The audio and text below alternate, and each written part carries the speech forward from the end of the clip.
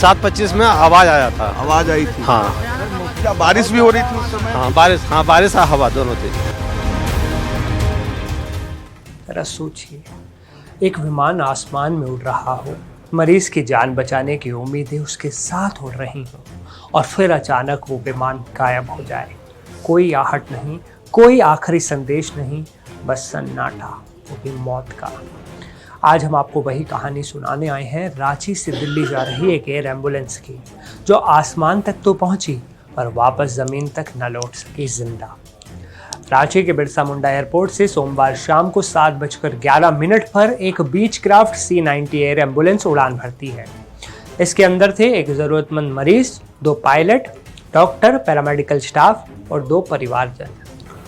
उड़ान भरते वक्त सब कुछ सामान्य था, लेकिन आसमान में बादल जमा थे और मौसम धीरे धीरे बिगड़ रहा था। तेज हवाएं थी।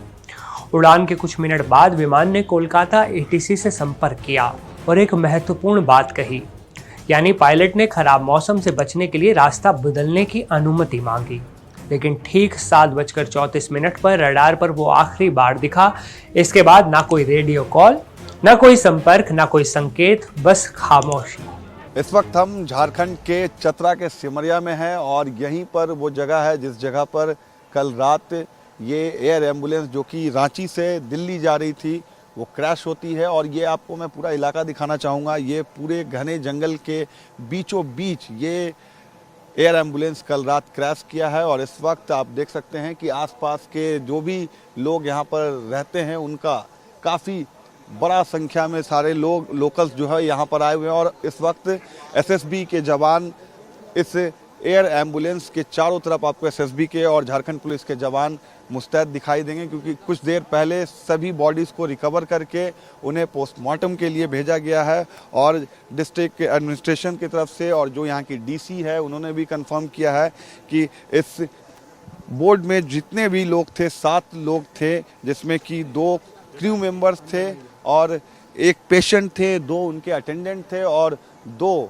जो है वो मेडिकल स्टाफ थे। सभी 7 लोगों की इस दुर्घटना में मौत हो गई है। और कल जिस समय ये प्लेन 7:11 पर रांची से उड़ता है और लगभग 7:30 के आसपास इसका ATC कोलकाता से कंट्रोल ख़त्म होता है और उसके बाद 7:30 के आसपास बताया जा रहा है कि ये प्लेन क्रैश किया है। और इस वक्त इसके आप मलबे को देख सकते हैं। इस प्लेन के मलबे को यहाँ पर SSB के जवानों ने चारों तरफ से घेर रखा है और AIB की जो टीम है वो आज यहाँ आने वाली है। आगे की जो प्रोसीजर्स है, ब्लैक बॉक्स निकाले जाएंगे, उसके बाद जो कॉकपिट में वॉइस रिकॉर्डर्स होते हैं उसको भी आइडेंटिफाई किया जाएगा। उससे पता चलेगा कि आखिरी वक्त पर आखिर क्या हुआ था, क्या बातचीत हुई थी पायलट का ATC कोलकाता से। लगभग 7:34 में इसका कनेक्शन कटता है और उसके बाद लगभग 9 बजे के आसपास इस खबर आती है कि ये प्लेन दुर्घटना जो कि एयर एम्बुलेंस रांची से दिल्ली जा रही थी ये क्रैश हो जाता है। ATC ने वाराणसी और लखनऊ टावर से भी चेक किया, लेकिन विमान ने कहीं भी संपर्क नहीं किया। आखिर उन आखिरी 10 मिनटों में हुआ क्या था? पायलट ने ATC से क्या कहा था? रात बढ़ने के साथ तनाव भी बढ़ता गया। इसी बीच चतरा के घने जंगलों में रहने वाले लोगों ने एक तेज धमाका सुना, फिर पेड़ों के बीच धुआं उठता देखा। जब प्रशासन पहुंचा वहां सिर्फ मलबा था और 7 जिंदगियां हमेशा के लिए खामोश हो चुकी थी। रिपोर्ट्स बताती हैं कि मौसम उस वक्त बेहद खराब था, तेज हवाएं, बिजली और विजिबिलिटी कम। और शुरुआती जांच में माना जा रहा है कि शायद इसी ने हादसे को जन्म दे दिया। लेकिन कई सवाल अभी भी वही हैं। जहां ये विमान आखिरी बार रडार पर दिखा था, क्या मौसम ही असली कारण था इसका? क्या कोई तकनीकी खराबी थी या उड़ान मार्ग बदलते समय कोई गंभीर गलती हो गई? जांच टीम ब्लैक बॉक्स की मदद से इसका जवाब ढूंढने में लगी है। लेकिन जिन 7 परिवारों ने अपने लोगों को खो दिया, उनके लिए जवाब नहीं, सिर्फ आंसू बचे हैं।